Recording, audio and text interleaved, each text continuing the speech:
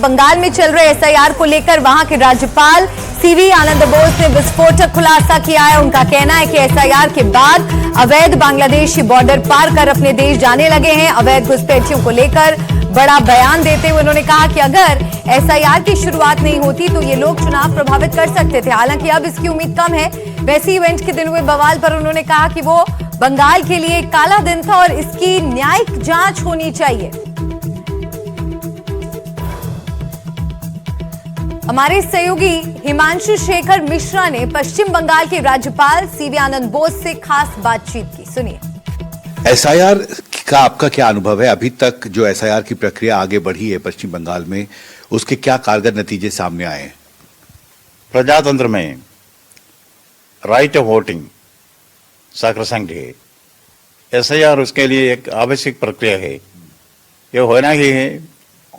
उसके बारे में कोई कंप्लेंट्स है तो कंप्लेंट सुनना है, कोई सवाल है तो उसको जवाब देना है। आपको लगता है कि इससे जो अवैध घुसपैठ की एक समस्या है पश्चिम बंगाल में, उसको एड्रेस करने में भी असर फायदा होगा? और क्या अभी तक उसका कोई इम्पैक्ट दिख रहा है उस पर जो अवैध घुसपैठी हैं बंगाल में? मैंने देखा, मैंने बॉर्डर में गया था, जो इलीगल माइग्रेंट है, जिनके पास आइडेंटिटी कार्ड नहीं है, सिटीजनशिप नहीं मिला है, उनको मारेंगे वो भारत के सिटीजन्स नहीं।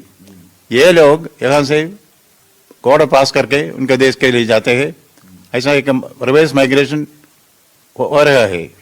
रिवर्स माइग्रेशन हो रहा है, महत्वपूर्ण बात है। क्या सवाल खड़े हो रहे हैं जिस तरह से लायनल मेसी के टूर को ऑर्गेनाइज किया गया, और कहाँ लगता है आपको कि गलती हुई, किस स्तर पर?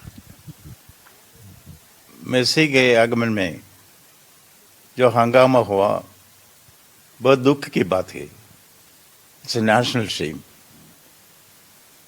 जो हुआ है मिसमैनेजमेंट का रिफ्लेक्शन है। जिन लोगों ने पैसा दिया है टिकट के लिए, वो पैसा वापस लौटना है। नंबर 3, ऑर्गेनाइजर का इस्तीफा गिरफ्तार करना है। नंबर 4, स्पोर्ट्स मिनिस्टर का इस्तीफा देना है। नंबर 5, फ्यूचर के लिए एक स्टैंडर्ड ऑपरेटिंग प्रोसीजर चलाना है।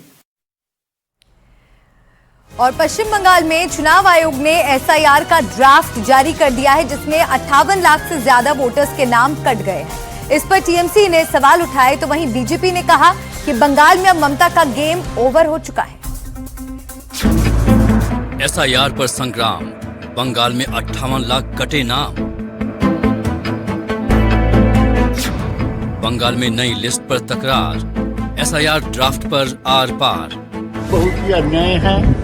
ये एक साजिश है बीजेपी को पश्चिम बंगाल से लेजिटिमेट वोटर को नाम काटना। नई लिस्ट में लाखों नाम कटे, किसके पार्टी के वोटर घटे? शहर का लिस्ट निकल गया। ममता बनर्जी का ताबूत में आखिरी किल का ठोकाई हो गया। अब ममता बनर्जी का जाने का टाइम हो गया। चुनाव आयोग ने पश्चिम बंगाल में स्पेशल इंटेंसिव रिवीजन यानी एसआईआर के तहत तैयार की गई नई लिस्ट जारी कर दी है।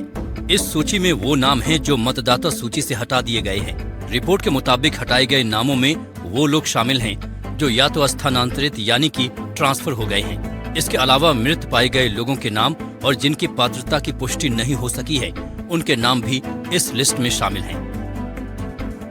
इलेक्शन कमीशन ने बंगाल में एसआईआर का जो ड्राफ्ट जारी किया है, उसके मुताबिक बंगाल में 58 लाख वोटर्स के नाम कटे हैं। इसमें 24,16,000 वोटर्स की मृत्यु हो चुकी है। इसमें 19,88,000 मतदाता ऐसे हैं जो स्थानांतरित यानी पलायन करके कहीं और चले गए हैं, जबकि 12,20,000 वोटर्स ऐसे हैं जो अपने पते पर नहीं मिले। इसके अलावा पूरे बंगाल में 1,38,000 वोटर्स फर्जी पाए गए हैं।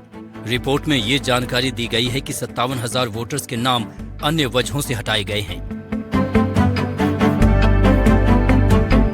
एसआईआर का ड्राफ्ट जारी करने के बाद सियासी बवाल शुरू हो गया। टीएमसी सांसद सौगत रॉय ने आरोप लगाया कि इसके पीछे बीजेपी की साजिश है। उनकी पार्टी वोटर सहायता केंद्र लगाकर सबके नाम जुड़वाएगी, तो वहीं इस पर बीजेपी का कहना है कि देश की आंतरिक सुरक्षा के साथ कोई समझौता नहीं किया जाएगा। बहुत ही अन्याय है। ये एक साजिश है बीजेपी को पश्चिम बंगाल से लेजिटिमेट वोटर को नाम काटना।